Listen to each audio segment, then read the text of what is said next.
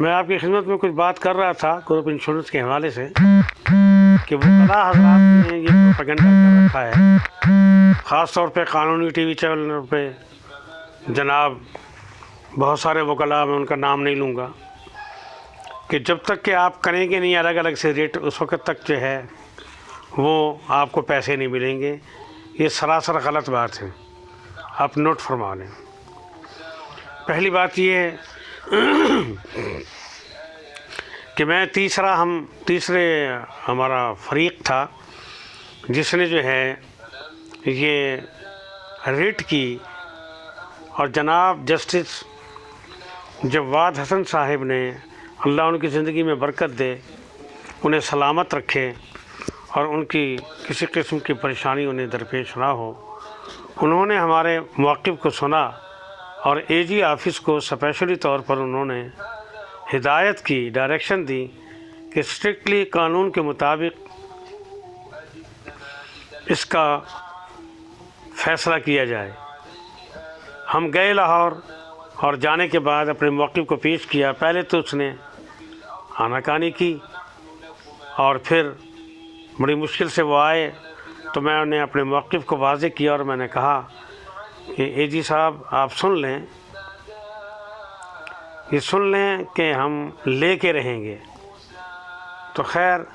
انہوں نے پھر جو اپنا ریمارکس دیے وہ ہمارے حق میں تھے کہ میں ان ملازمین سے لے کر جو اکٹھی شدہ انشورنس کی رقم ہے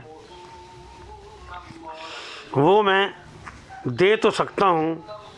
لیکن ان سے لے نہیں سکتا، لہٰذا یہ ضروری ہے کہ ایک امینڈمنٹ کی جائے، لیجسلیشن کی جائے تاکہ انہیں پیسے مل سکیں۔ اس کے بعد اگلی ریٹ ہم نے کی ہے جناب عبداللہ سنبل، اللہ ان کی زندگی میں برکت دے، رحمت فرمائے، سلامتی دے، ان کی خدمت میں جو کہ فائنانس سیکریٹری ہیں، ہم نے یہ پھر ہیئرنگ دی، انہوں نے ہمارے موقف کو سنا اور ملا جلا تاثر دیا کہ کچھ جج صاحبان نے اسے ریجیکٹ کیا، کچھ نے نہیں سنا، آپ نے سنا ہے، تو وغیرہ وغیرہ، صوبے اس معاملے میں آزاد ہیں وغیرہ وغیرہ، یہ سلسلہ ہے۔ تو ان لوگوں نے، انہوں نے بھی اپنا ایک وہ دے دیا جو میں انشاءاللہ اگلی ویڈیو میں آپ کو تمام ان کی ڈائریکشن اور جو بھی ہوں گی میں آپ کو دوں گا۔ تو اگلا مرحلہ پھر ہمارا آیا کہ ہم نے چیف سیکریٹری صاحب کو ہیئرنگ کے لیے ریٹ کرائی۔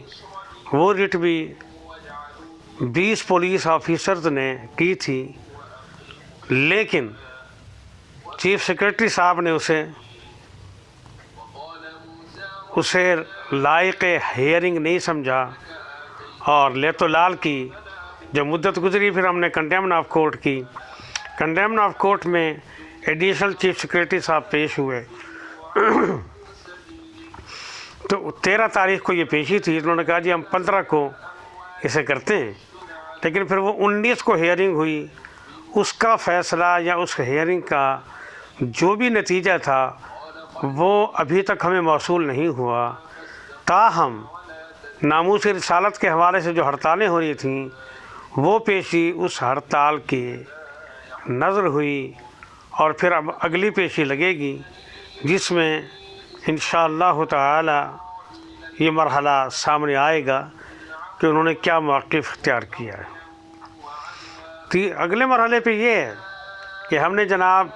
جسٹس مزمل شبیر صاحب کی عدالت میں ایک ریٹ کی، ان سے درخواست کی کہ وہ لوگ نہیں کر رہے آپ کر دیں۔ تو میرے وکیل صاحب کی زبانی یہ پتہ چلا کہ انہوں نے فرمایا کہ ایک دفعہ چیف سیکریٹری کی جو ہیئرنگ ہوئی ہے اس کے سامنے، اس کا کوئی نتیجہ سامنے آنے دیں، تو انشاءاللہ تعالیٰ پھر ہم آرڈر کر دیں گے۔ یہ اب تک کی ہماری کارروائی ہے۔ میری دوستوں سے درخواست ہے، ریٹائرڈ حضرات سے، کہ خدا کے لیے آپ ذرا رکیں، عدالت کی طرف نہ بھاگیں، ابھی اپنے پیسے خرچ نہ کریں۔ آپ ایک مہربانی کریں کہ ہم کوشش یہ کریں کہ ہم ایک فنڈ بنا لیں اور اس فنڈ میں ہر ساتھی اپنا اپنا حصہ ڈال دے، کیونکہ اب میرے ذہن میں یہ پروگرام یہ ہے، آپ کو یاد ہوگا کہ KPK کی ہائی کورٹ نے جب فیصلہ دیا تھا کہ انہیں دیا جائے، تو KPK کی حکومت نے ایک دفعہ سپریم کورٹ میں ریٹ کی تھی کہ جناب یہ اسے کنڈیمن قرار دیا جائے، لیکن سپریم کورٹ نے حمایت کی تھی ہائی کورٹ کی۔ انہوں نے پھر نظر ثانی کی اپیل کی، وہ بھی وہاں پر ان کی خارج کر دی گئی، وہ میں انشاءاللہ نیکسٹ ویڈیو میں آپ کو دکھاؤں گا، وہ بھی ان کی ریجیکٹ ہو گئی۔ میں یہ سوچ رہا ہوں کہ سپریم کورٹ جو ہے پورے پاکستان کی ہے،